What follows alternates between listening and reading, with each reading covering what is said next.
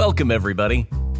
It's time once again for the next chapter with Charlie Hedges, as he explores turning the page on his life and yours.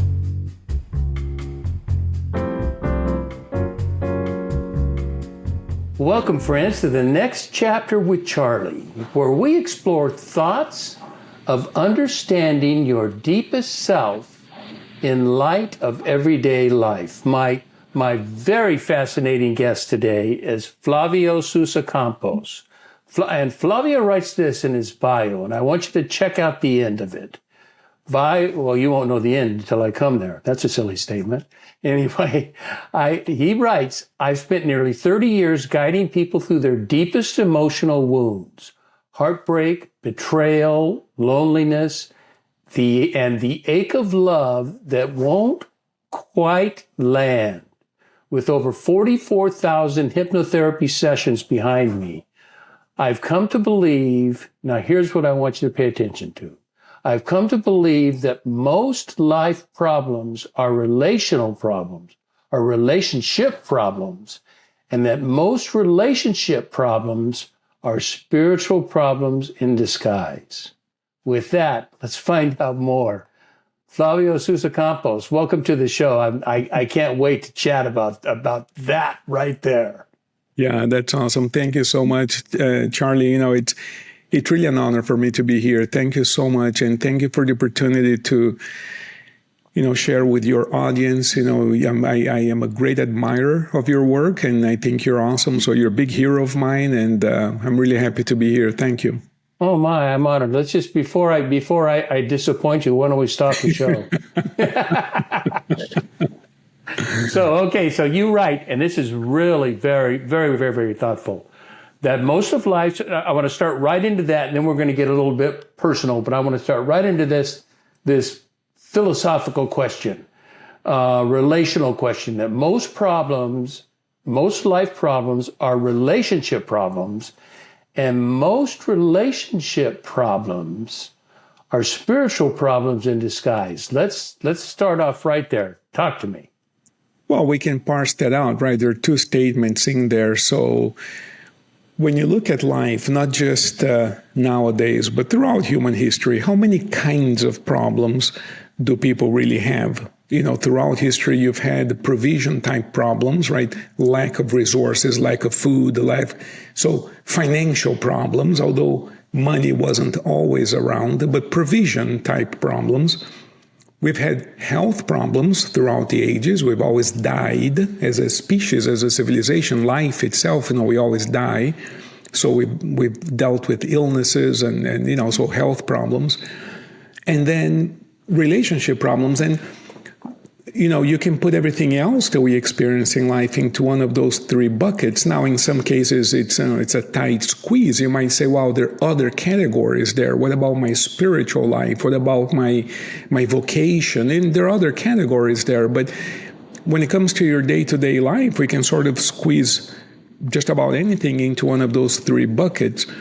And because our spiritual lives, for instance, it does have a lot to do with relationships, our relationship to the divine, your relationship to the cosmos, your relationship to God, our relationships to one another. It's a spiritual issue, right? So we can roughly say that there are three buckets there. Now, let's look at the other two. Tell me the three buckets again. Let's remind our audience of the three buckets. I think it's more, widely accepted that the three main buckets are like, your health issues, your financial issues, and your relationships. Okay. Health, wealth, and love, right? So my claim there is that most problems are actually relationship problems. So let's look at the other two. When a person has a financial downturn, let's say, when you talk to, on the surface, they might say, I lost my business. On the surface, they might say, the economy changed. We lost the house or whatever on the surface, right?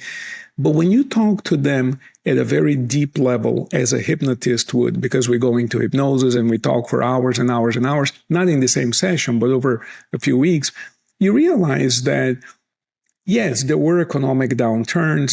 They may have lost a job, this, that, and the other. But at the root of it all, there's always a relationship problem. I hated my boss was sabotaging my progress.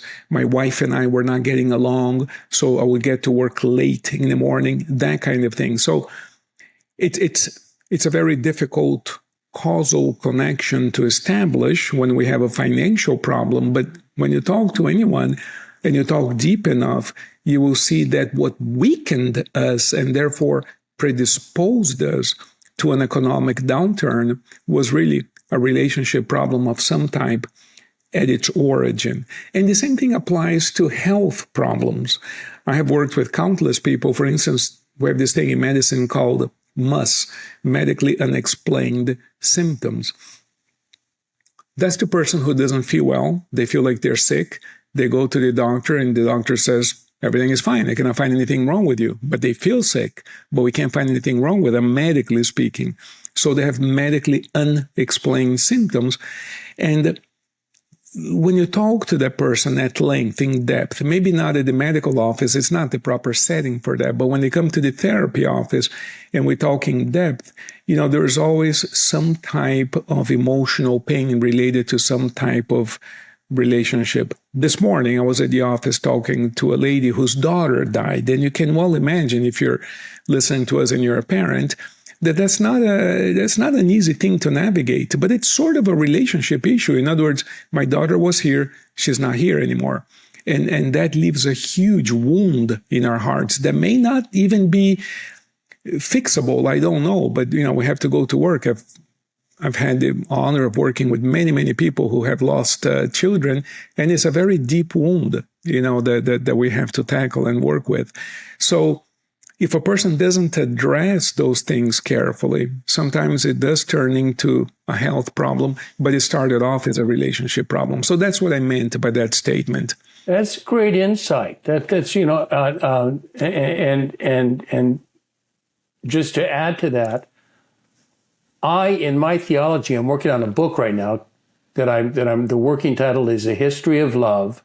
Before the beginning, there was love. And this is a book largely about the impacts of the Trinity and the formation of the Trinity in light of 13th century theologian St. Bonaventure. And St. Bonaventure offers really helpful ideas about love and intimacy and relationship within the divine Trinity. Spirituality, I agree with you so much. Spirituality is relationship. Life is relationship. God is love. God is good.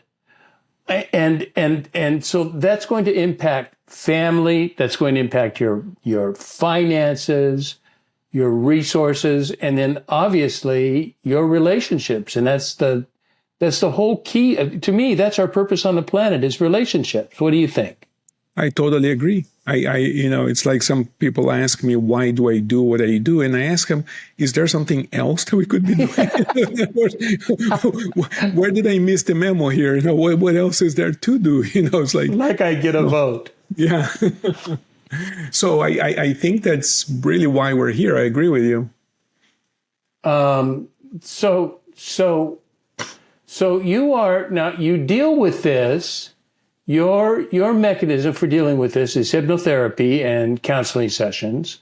And I've interviewed hypnotherapists before, but I must admit, Flavio, I'm unclear. And you have logged more than 44,000 sessions. I can't even conceive. I can't. That's more than I can conceive of. So you are absolutely an expert. Tell us about hypnotherapy. What is it? Why is it valuable? How does it work? So it's a fantastic question, and it's one that I hear often, and I love the question. But I always start the answer to this question with the following observation. There's a lot about each one of us that we are not aware of. So you and I have met, we have talked a little bit. You might have already picked up on a few quirks of mine that I may not be aware of, right? We observe one another in life and we see things in others that they don't see in themselves. So you might think of one person as being a little too arrogant, another person as being a bit too shy. But if you ask that guy, hey, John, do you think you're too shy? No, I don't see myself that way. I'm very confident. But you're watching John, I'm making this up, and John is actually a very shy person, as an example. So what I'm saying to you is that we all have blind spots. We all have features to our character and to our lives that we just don't see. So if it's about me, and yet I don't see it, it's equivalent to saying that I am unaware of it. And another word for unaware is unconscious of it. So if we accept that we have blind spots, if we accept that there are things about me that I'm unaware of, and I think everybody I've ever spoken with agrees with that, then we agree that we have an unconscious, because it's just another name for the same thing. I have an unconscious mind. In other words, it's about me, but I'm unaware of it. If I have an unconscious mind, the question is there any way to access it? Which is a different way of saying, is there any way to become conscious of the unconscious? Can that be done? Is that possible? And I think it is. For instance, when you go to sleep and you dream, I think most people would say, well, I had a dream about so-and-so, and I think it's because of this or because of that. We all have this intuitive way of interpreting dreams, whether it's right or wrong or true or false, it doesn't matter. The point is that we have this intuitive idea that there's some kind of meaning there. And what I mean by that is a dream could very well be a tiny little window that opens up between the conscious and the unconscious. So the experience of dreaming has been around ever, as far as we know, forever, because even in the Bible, they talk about dreaming going way back when. So God spoke to people thousands of years ago through dreams in some cases. Yeah, the whole story of Joseph. The whole story of Joseph and the Pharaoh having a dream, and a lot of different stories that had to do with dreams. So I think that we can now identify with the idea of dreams. So we understand the idea of the unconscious. We understand that a dream could be one example of a bridge or a connection or a window that opens up between conscious and unconscious. And if that's possible, then what people started asking some 3,000 years ago is it possible to sort of have a dream, in a sense, while awake? Would that be possible? What if we could do that? What if we could create that open window between conscious and unconscious, but without you having to go home and sleep at night? What if we could do that by some maneuvers, by changing the focus of your attention? And as far as we know, there's some papyri that go back some 3,000 years in ancient Egypt, the papyri of Ebers, the papyri of Edwin Smith, that indicate that these people were practicing these altered states of consciousness as far back as some 3,000 years ago, as I indicated. So these experiments have been done. It wasn't always called hypnosis, but the idea of it, right? So you mentioned the story of Joseph and other, when Pharaoh asks Joseph to interpret the dream, he says, well, why can't, but God can? Let me go home and I'll come back with the interpretation. And the Bible says that he prayed about it, but it's also possible that he received some type of message there, right? Because he came back the next day with the dream's interpretation. So this idea of receiving messages from the other side has been around forever. People just started investigating that. Under what conditions are we more likely to open the door? And gradually, the idea of hypnosis emerged. I think in modern times, the very first inroad into this idea came in the person of Mesmer, Anton Mesmer. Mesmer was a physician, and I say this to students because sometimes we think that anything that happened before 25 minutes ago is garbage. It's ancient. It's no good, right? It's all wrong. But I want to say that Mesmer went to the University of Vienna. He was a medical doctor that went to the University of Vienna. That would be like a guy today graduating from Harvard or something like that. Okay. It's not, not everybody got to go to Vienna at that time. in Mesmer's days, and not everybody was a medical doctor. It wasn't like, in other words, this was a highly prestigious position at that time in our history. We're talking 18th century. So Mesmer had a dual background, right? So he was a scientific man, he was a medical doctor, but he had a teacher, a priest, no less, Father Hell. And I've always, I think that God has such a sense of humor. This man was a Catholic priest, but his name was Father Hell, Hell, which I think is fascinating. Really? Yeah, for real. You can look it up on Google. Yeah, Father Hell. And he was the director of the astronomical observatory in Vienna at that time. In other words, this guy was... What era are we talking about? 18th century. 18th century, okay. Yeah, Anton Mesmer. So again, this guy was the director of an astronomical observatory. Again, heavyweights. These are not fool people. These are people of great credentials. You don't get to be the director of a major observatory if you're a fool. And while this guy started teaching Mesmer the effect of things like the moon on health. Now, we're talking 18th century. You cannot compare medicine of the 18th century with medicine today. We didn't have antibiotics. At that time, we didn't even have the stethoscope. The most basic tool a physician can have is the stethoscope. It did not exist. That wasn't until the 1840s. René Laennec, a French physician, that came way later.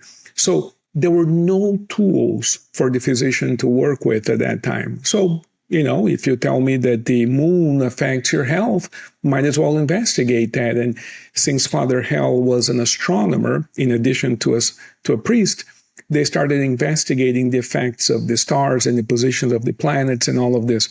And quite quickly, they transitioned into this idea of magnetism. Now, people think, magnetism, what's it be? Well, this was the time of Faraday, and, the world was teeming with new discoveries in science and engineering and physics, and they were discovering electricity and magnetism, and this was that time. In other words, magnetism is like talking about artificial intelligence today. Everybody was talking about magnetism because it's this new kid on the block. And what they started doing is investigating the effect that magnetic fields have on health. Today, we know that to be a huge issue. For instance, when people come to the office and they tell me they had an MRI, I always smile a little because an MRI, magnetic resonance imaging, is nothing more than going inside of a tube and they apply a huge magnetic field, so intense in fact that it spins the hydrogen atoms around, and when you release the magnetic field, the way those atoms spin back creates a signature that can be read by a sensor, and we can assemble that into an image. But hey, it's the effect of magnets on the body, right? We can actually see inside of the body with strong magnets. And Mesmer was doing these experiments way back when. He eventually developed this idea of animal magnetism. And that was the effect that his body had on the body of his patients. And he demonstrated beyond any doubt that he could cure people with this new science, let's call it that at the time, right?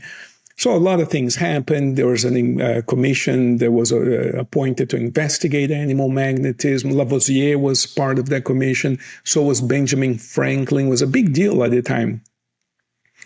And these guys eventually concluded that animal magnetism could not be observed and therefore is probably not real, because if you cannot observe it, it's not real. Which is a very interesting thing, because you can see there the birth of this new movement that we call science, which was a new thing back then.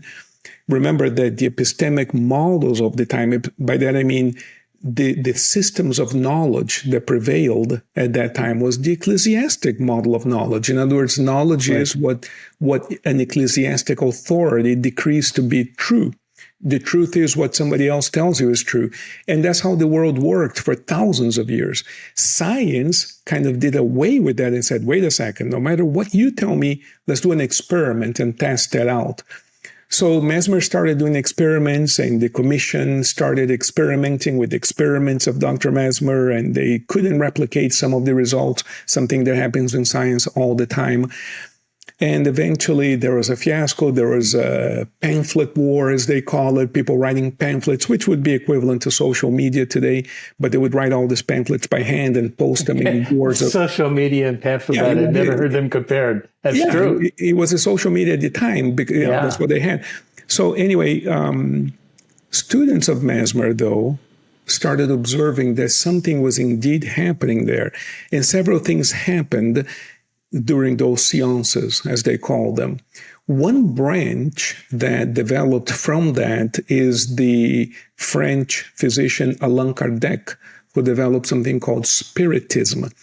And that branch came from mesmerism because they noticed that when a person was influenced by animal magnetism, they went into this trance. Some people, not everybody, became someone else during the trance. In other words, here I am, Flavio, talking to you. Suddenly I start screaming, saying that my name is John, whatever. In other words, I become somebody else type of thing, right? Yeah. They started studying that phenomenon, and they kept saying, dude, this is more than coincidence. These people are becoming somebody else. And they came up with the idea that spirits were speaking through that person. This idea of possession, which is all over the Bible. I mean, Jesus talks about removing demons from people. Oh my goodness, yes. Yeah. So anyway, they started investigating that, and that led to what today we call spiritism. Not spiritualism, spiritism, which is the idea of connecting with people who have moved on to the other world, right? That's one branch that took off from Mesmer's seances. But the other branch went through a Scottish surgeon called James Braid. And James Braid realized that we don't need animal magnetism. We don't need any of that. We can just talk to the person a certain way, and they'll go into a very light level of sleep. We would call today like a relaxation state. And in that state, you can actually talk to them and they can work out their own problems. So the Marquis de Perseguir was one of his students who developed those therapeutic modalities back in the 19th century. And that's the birth of hypnotherapy as we know it today. So all these guys really did is they took this observation that we started off with. We have an unconscious, and we have natural access to the unconscious when we're distracted, when we're dreaming. Now the question is, can we operate some maneuvers here that would give us access to your unconscious, and could we use that for therapeutic purposes? They started investigating this in modern times in the 19th century, before psychology as we know it was born, and they were getting massive results. All of this is published. So just to finish this, there was a physician by the name of, Elsdale, James Elsdale, who worked in India. He worked for the East Indian Company in India. And, those big companies, they would send physicians over because they had people working there in India. So they would send doctors over there. Now, this was before chemical anesthesia. This guy was working in India back in the 1840s.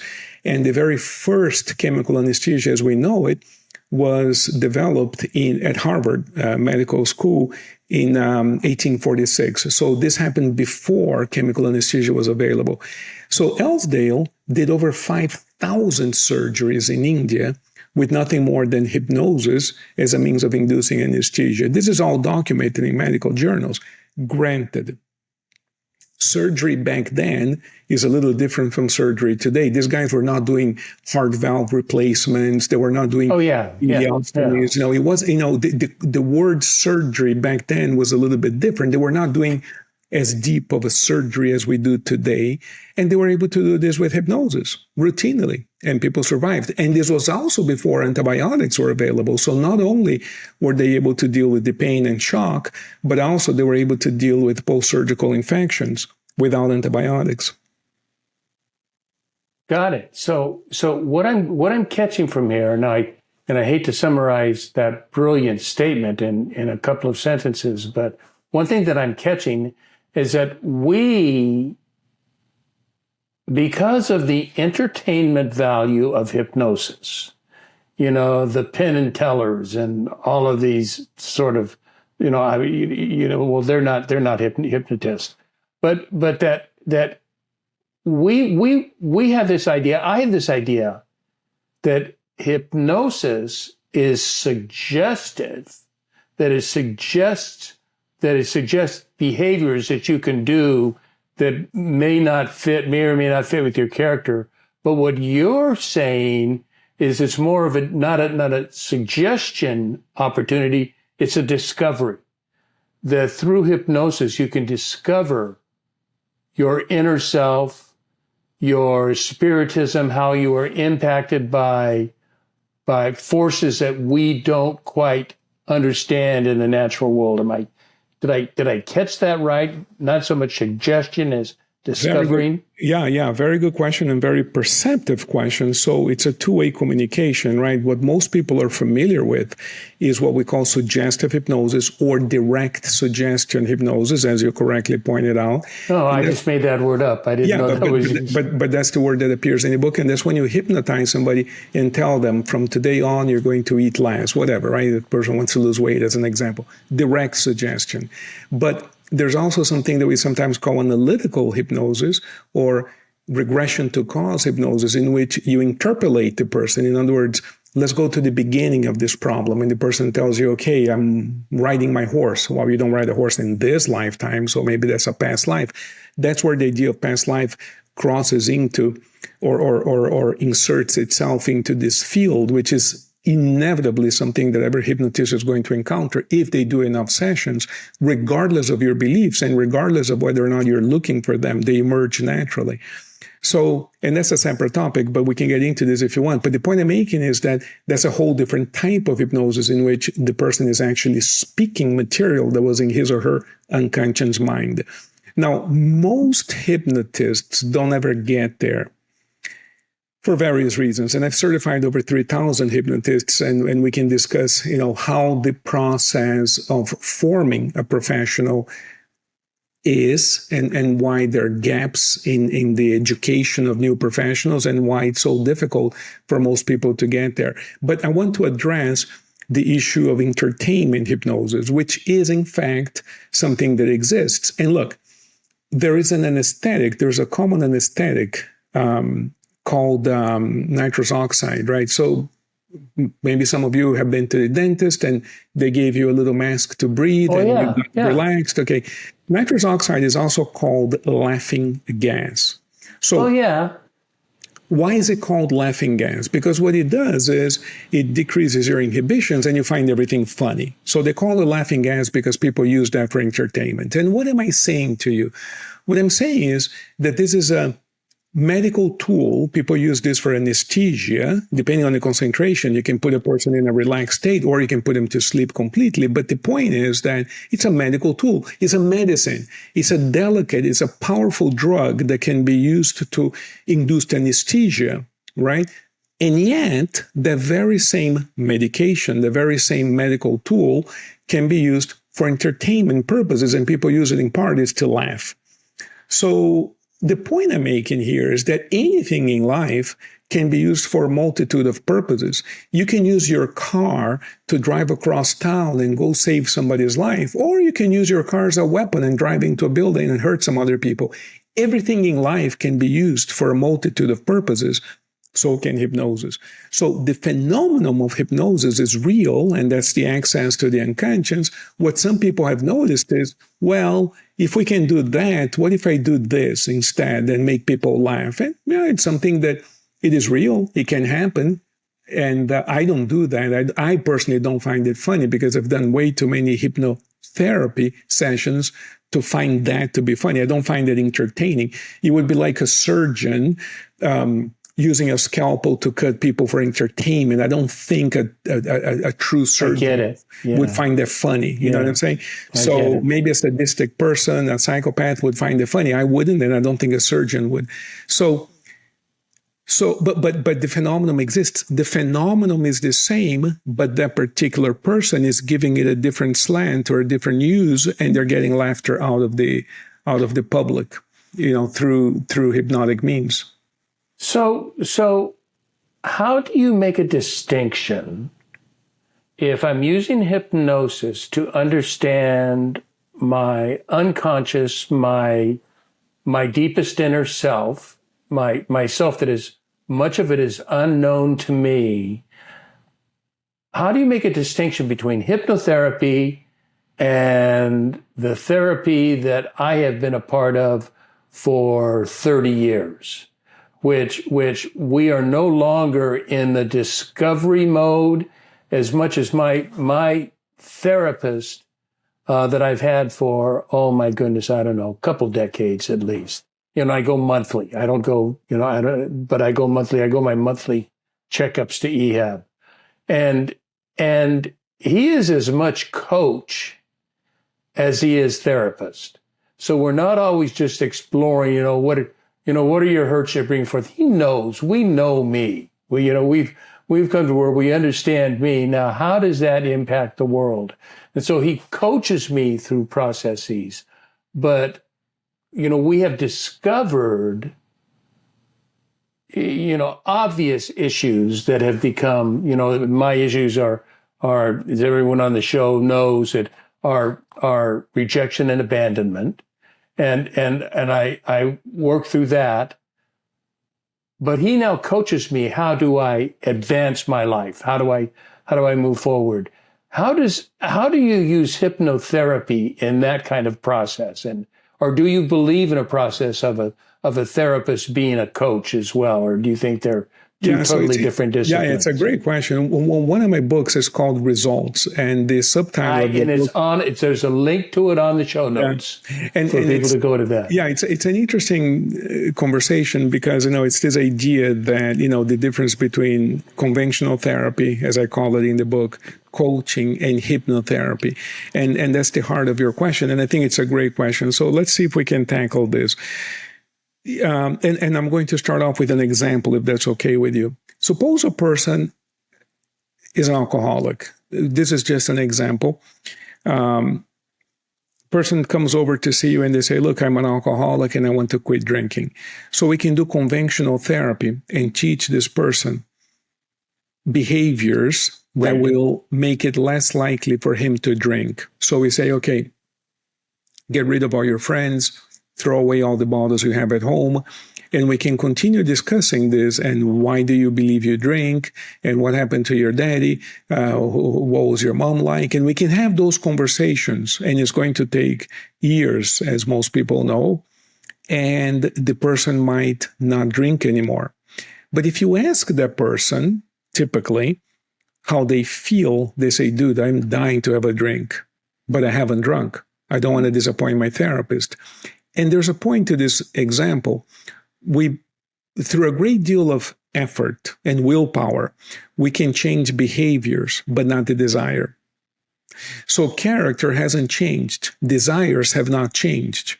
I have worked with people almost 30 years now who have been engaged in all kinds of habits and behaviors, who have done therapy, and they tell me, I no longer do it, but I'm going crazy because I feel like doing it. I just don't do it. Whatever it is, whether it's drinking or anything else, fill in the blank.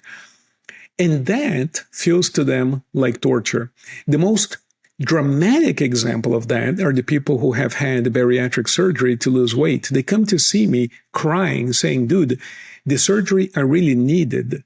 Bariatric surgery is when they cut the stomach to eat less to lose weight, right? Yeah, they shrink the stomach. To shrink the stomach. So what they tell me is, dude, the surgery I needed was in my head, not in my belly. But nobody told me that before. So now they've had the surgery. It's been 2 years. They went through all kinds of issues because of the surgery, and they still feel like eating. And a lot of them gain weight all over again because you keep eating. I know. Yeah.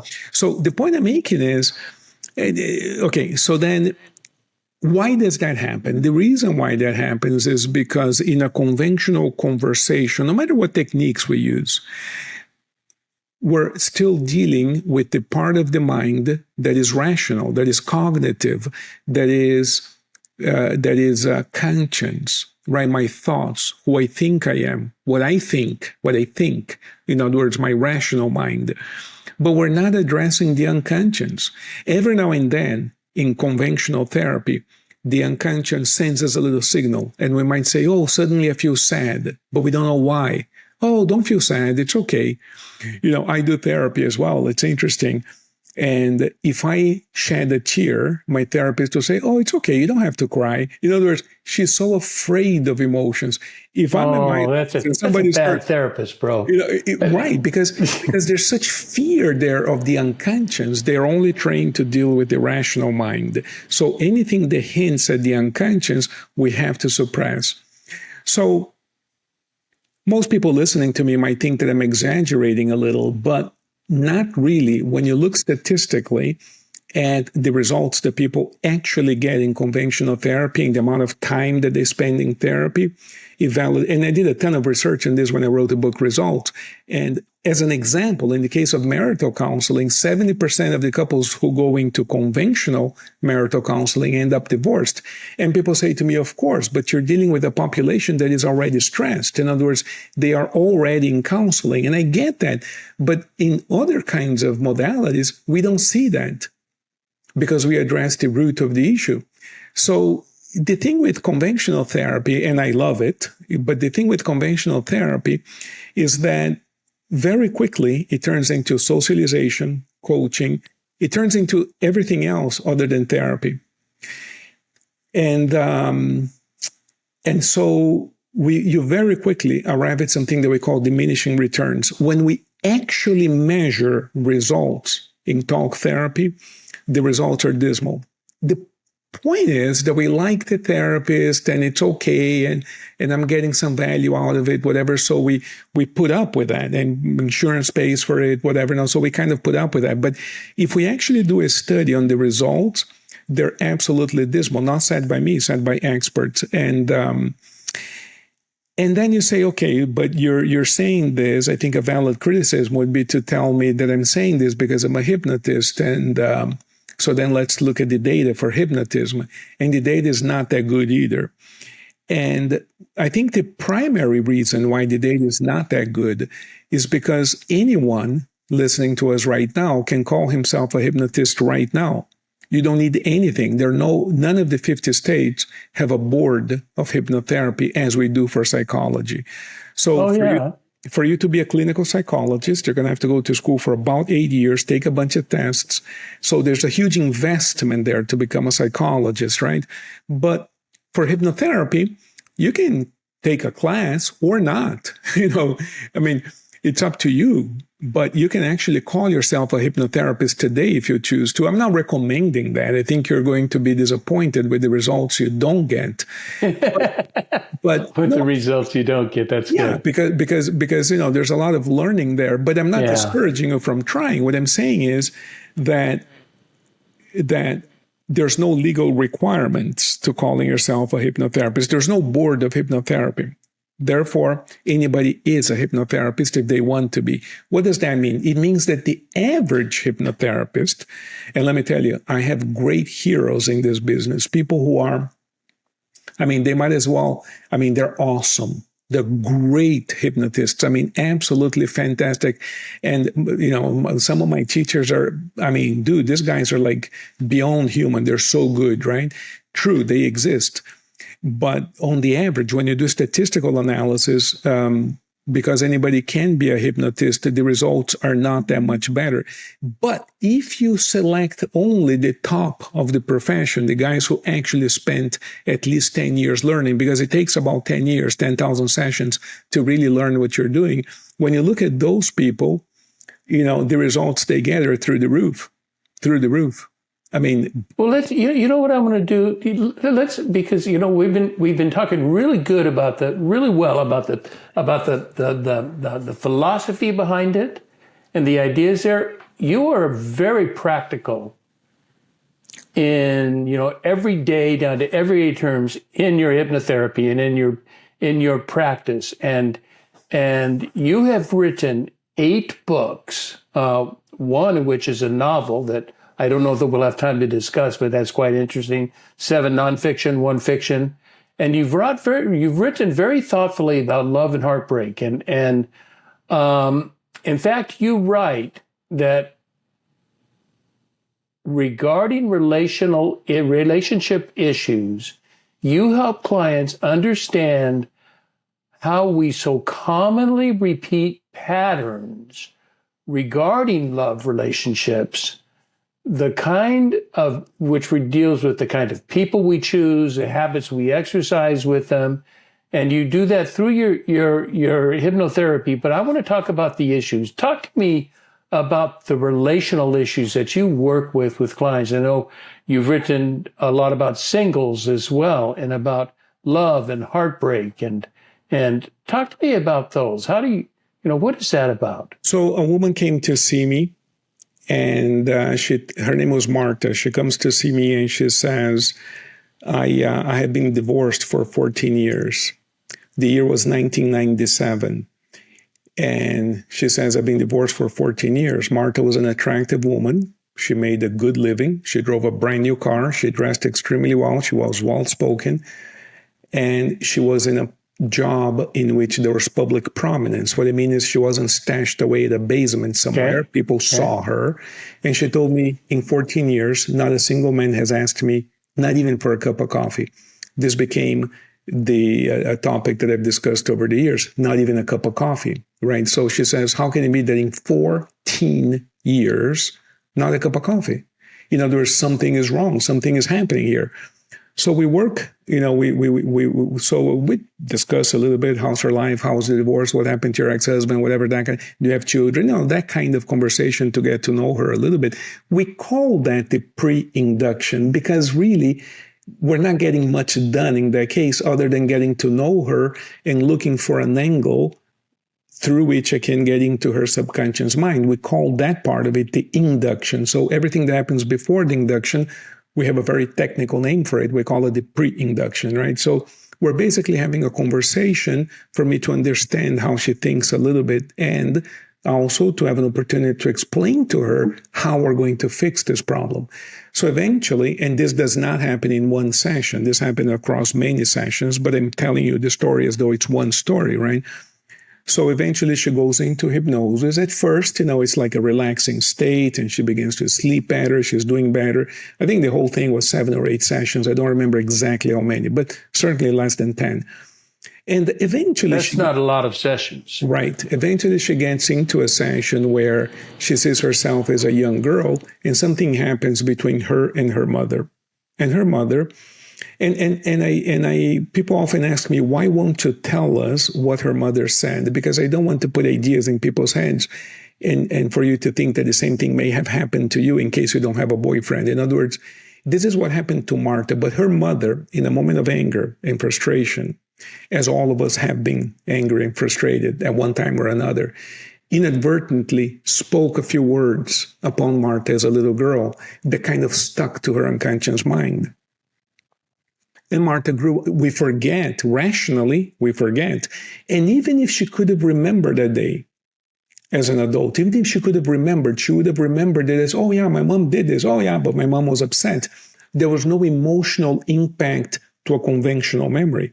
But when you're in hypnosis, you're not just remembering it, you're living that with the opportunity. Oh my. With the opportunity, that's the deal, with the opportunity to retrieve and remove the emotional charge that those words left within her. It's like the imprint, it's like a tattoo in her mind, not the brain, but the mind. It's almost like a tattooed idea in there. Yes. It's like an imprint, right? So if you're very young, if you're 4, 5, 6 years of age and your daddy tells you X, Y, or Z, negative things or positive things, even if you forget those words consciously, they stay with you. They do. And that's what happens. Oh, man, you're singing to me. You're singing to me because I know this song. And this is not a pleasant song, but I know this song. And it is so, what's so curious, Flavio, is that it can be something, we typically talk about when we have parental influence on our relationships and on our relational identities as something habitual. This was happening over and over. But, it could be one statement, one time, but that statement triggered something within me or triggers something within the individual that is profound, yet can still remain hidden, but it only has to happen once. That's the thing that's shocking about it. But like you said, this woman had an experience where something was told to her and it impacted her for forever. And it took hypnotherapy for her to even understand what that was. Now, the end of the story is really pretty, if you don't mind me telling you. Yeah, I want to hear the end of this story. Definitely do. So we have what's called the catharsis, right? I mean, we have to remove that emotional charge. There are tears involved and all this stuff. But anyway, that energy represented by those words spoken by her mother at an age when she was vulnerable, because that's another thing. It depends on who said it, how much authority the person had over you. And it also depends on your age and your state of mind, because if you're an adult today and somebody tells you something negative, you say, okay, this guy's upset, whatever. You don't pay attention to that. But if you're 3 years old and is a person of authority saying that to you, the effect of the very same words is completely different, right? I think everybody can understand that. So she goes through this catharsis. She releases all this emotion. She leaves the office that day a new person. You can tell the face changes. You can tell the person relaxes for the first time, right? So she leaves the office, and I find out what happens when she comes back a few days later. And she tells me, look, when I left here, she tells me I stopped there's a Shell gas station close to the office, on 87th and Coral Way, if anybody's from Miami. The station is no longer there, but it used to be there years ago. She stops there to put gasoline in her car. And the guy pumping gas into his car next to her comes over to talk to her. Now, this is a woman who told me that in 14 years, not even a cup of coffee. So, it's kind of... The coincidence is significance here, because we could say it's a coincidence, but dude, the very same day, this guy comes talk to her. They trade emails. Back then, they people traded email. When I was younger, it was like, give me your phone number, right? But apparently, at that time in the 90s, you would trade emails, and they traded emails, and they started talking over email for a while. And for as long as I saw Martha, which was a couple more weeks, they were dating. They were in a committed relationship, and things were going well for her. I didn't see her after that because she solved the problem that she came to see me for. But when that happened, I'm going to need more information. What did she solve? Was it just in her presence that she embodied this very different attitude, or very different sort of being, and she projected that? Yeah, imagine, to give you an example, imagine that somebody says to a person, you're not good, you're always going to be alone because you're no good. Suppose somebody says that, right, to an adult. An adult looks at me and says, dude, you're crazy, get out of here. And nothing happens. Look at the words. You're no good, you'll always be alone. You say, that's your opinion. I'm okay, I'm fine. No big deal. But if that same person is 3 years of age and the words were spoken by somebody of authority in an emotional state in which your mind is open and receptive, those words become your truth. Become your truth. And that is a hypnotic state by definition. So when people criticize hypnosis, I wrote a paper years ago and I say, we don't hypnotize anybody, we de-hypnotize somebody. Everybody I see came in to see me to remove the effect of prior hypnosis, such as Martha in this case. She was in a hypnotic state when she accepted the suggestion that she would always be alone, and that's exactly what happened. She terminated her first marriage and never met another man until she did. Now, if we're only Martha, we could say, okay, this is a coincidence, one-off, anecdotal evidence. But since then, I figured we might be on to something. And I started talking to people about this, and people started coming over to see me who were chronically single. And I wrote a book called How to Find Your Person. Chronically Single. What was your book's title? How to Find Your Person. It's on Amazon. And I talk about the chronic. I'm going to put it in the show notes. Yeah. And I outline in the book the very same thing that I do at the office, how to solve this problem. We have to get to the root of these things.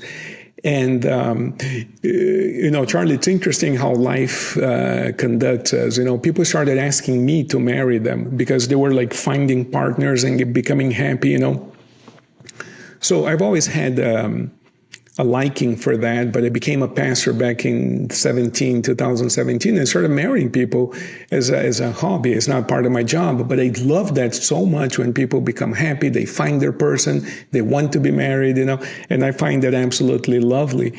And it came about completely spontaneously. I wasn't looking for any of this. It just kind of happened, and I learned along the way. And the same thing for the other types of problems.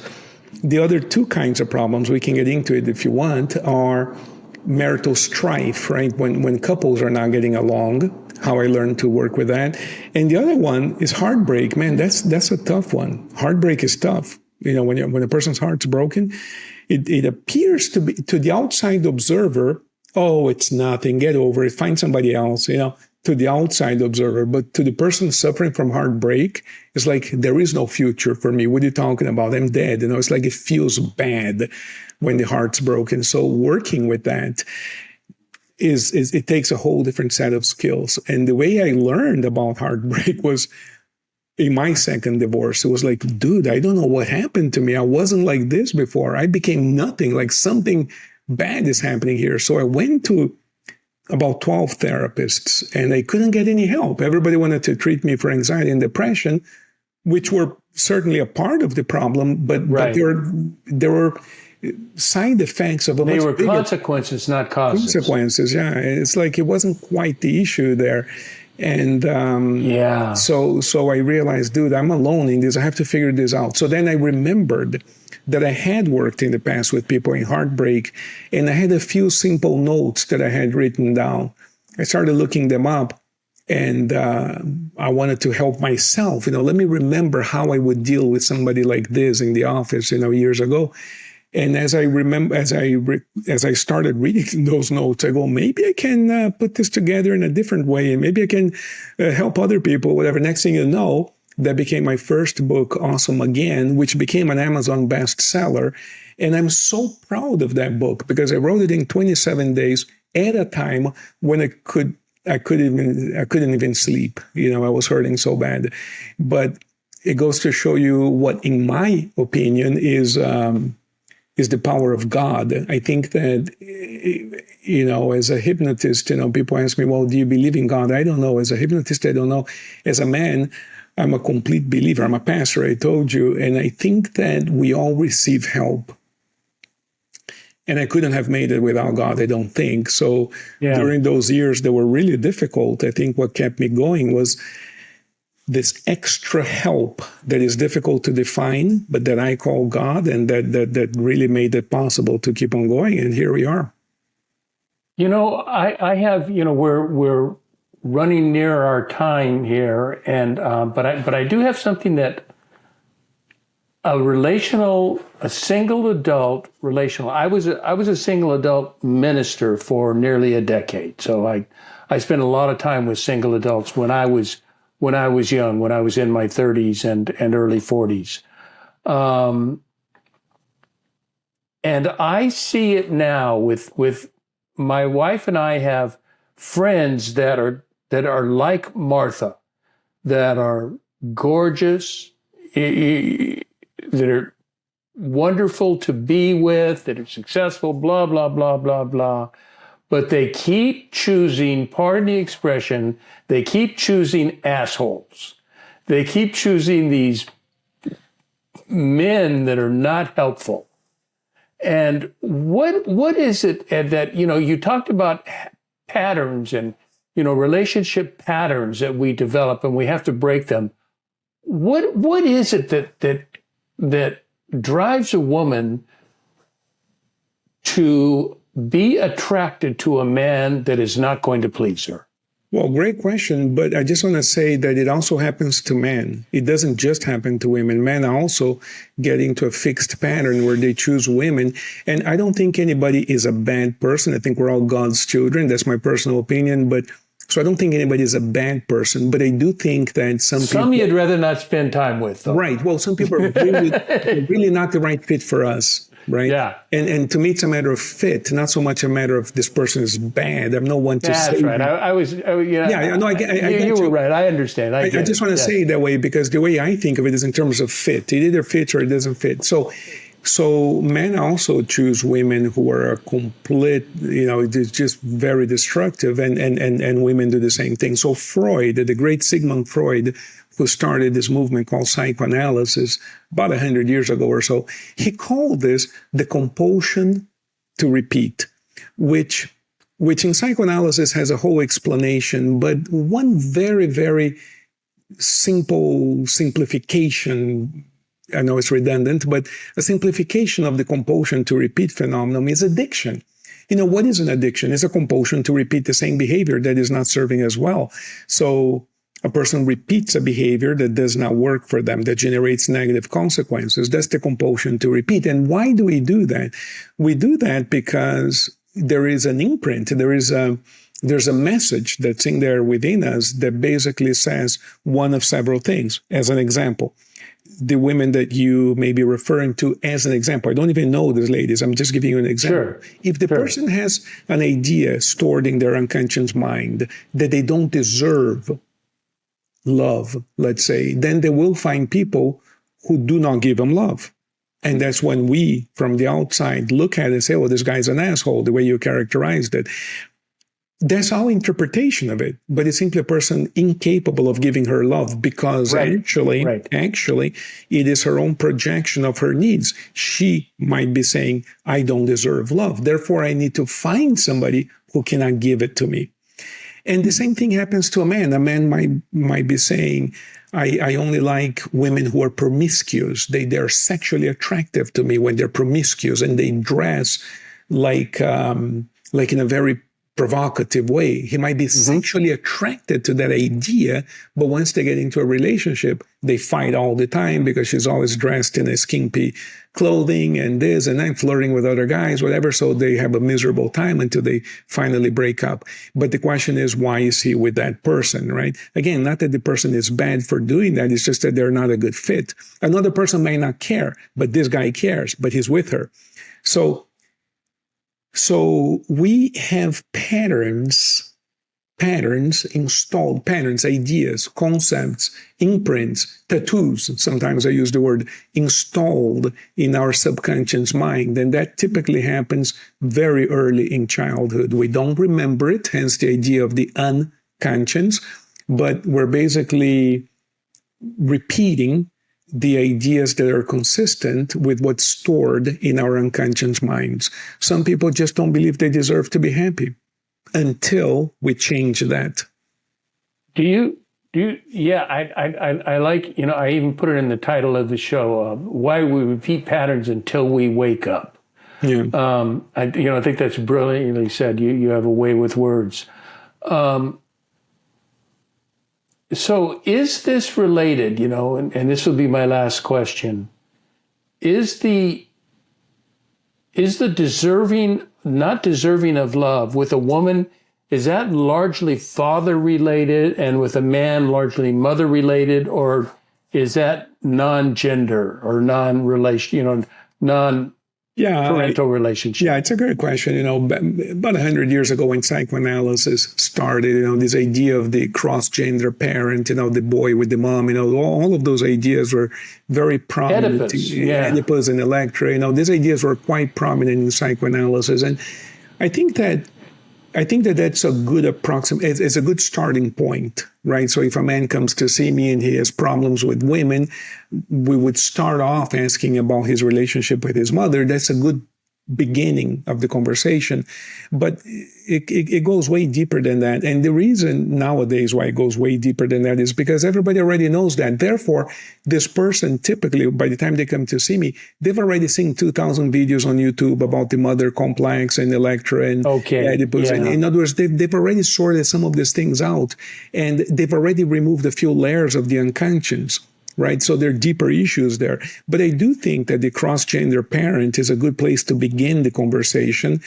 Nowadays, I think oftentimes we always have to go into the unconscious. Even if the problem is with the mother or the father, we always have to go into the unconscious. The biggest mistake, if I may say this as a closing, the biggest mistake a hypnotist can make is to believe that he or she knows what the problem is. We don't.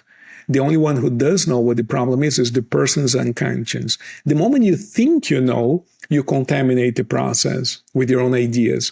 So the critical skill for the hypnotherapist is to maintain his or her mind completely neutral in terms of my beliefs of what is better for this person or what's wrong with this person. The moment I put my beliefs in, I contaminate the process.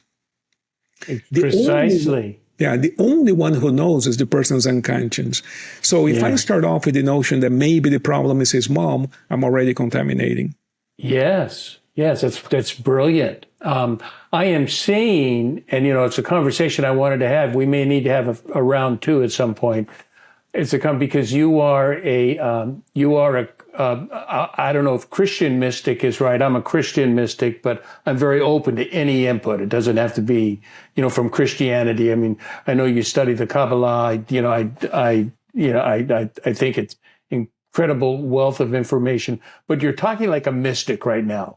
You're talking like the great unknown book, the cloud of unknowing. And that as soon as we try to put our knowns into the unknowing, we have contaminated the result.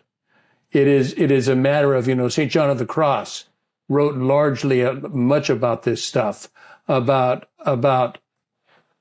being open, not being attached, about challenging our attachments and working on detaching from those elements that prevent us from living a fulfilled life. And that idea is so true that it makes its way into modern physics and quantum physics in the form of the uncertainty principle. When you're trying to measure the position and momentum of a subatomic particle simultaneously, you can't, because the very act of measuring it displaces it or moves it or jerks it around. And so then I cannot measure if I'm changing what I'm measuring at the same time. So the uncertainty principle, I think, is the same thing. And so we see that all over the place. And mystics were talking about this thousands of years ago. Yeah. Yeah. Well, this has been a fun conversation. I'm going to add to the show notes how to find your person and Awesome Again. I will add those, so people can click right onto Amazon and get those. I'll add those in the show notes. And Flavio Souza-Campos, thank you so much for spending time with me. I am honored that you would take the time to do this. You're a wonderful guest. Charlie, the honor is all mine. Thank you so much. I admire you greatly, and thank you so much for this opportunity. And I am also looking for an opportunity for round two, and I'm looking forward to getting to know you better. Thank you so much. Thank you. And I want to thank everybody for tuning in to the next chapter with Charlie. And until next, this is Charlie Hedges signing off. Bye for now.